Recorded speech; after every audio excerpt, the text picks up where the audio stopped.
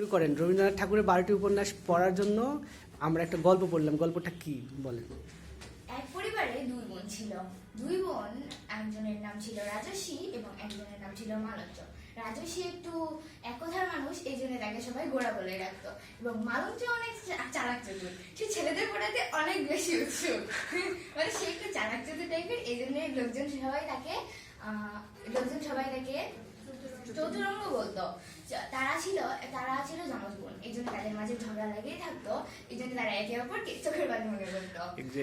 একদিন মালঞ্চ ভাবলো যে আমি হাটে যাব, তো সে হাটে যাওয়ার জন্য একজন সঙ্গী খুঁজবে। সে সঙ্গী হিসেবে তার নিজের মায়ের পেটের বোন মালঞ্চ রাজস্বীকে নিয়ে যাওয়ার কথা ভাবলো। এই জন্যে তারা তো আলাদা রুমে থাকতো ঝগড়া করার কারণে।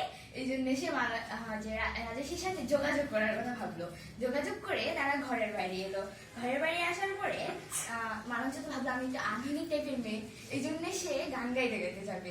সে গান সিলেক্ট করার জন্য একটা বই সিলেক্ট করলো। তারপর বইয়ের নাম ছিল চার অধ্যায় বইয়ের শেষের কবিতা নামের একটি কবিতার 4-5 লাইন গুনগুন করতে করতে সে বউ ঠাকুরের নামের এক হাটে যাওয়ার জন্য তৈরি হলো।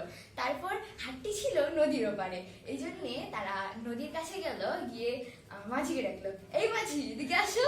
মাঝিকে ডাকার পর মাঝি আসলো। তারপর মাঝি তাদের নৌকায় উঠায় নিয়ে ঠিক নদীর মাঝ বরাবর যাওয়ার পর এক প্রাকৃতিক বিপর্যয়ের কারণে নৌকা ডুবে গেল। নৌকা ডুবে সবাই মারা গেল।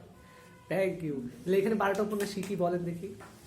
এখানে 12টি উপন্যাস হলো দুই বোন, রাজস্বী, মালঞ্চ, গোড়া, চতুরঙ্গ, চোখের বালি, যোগাযোগ, ঘরে বাইরে, তারপর চার অধ্যায়, শেষের কবিতা, বউ ঠাকুরান, নৌকাডুবি ইত্যাদি। ওকে, থ্যাংক ইউ।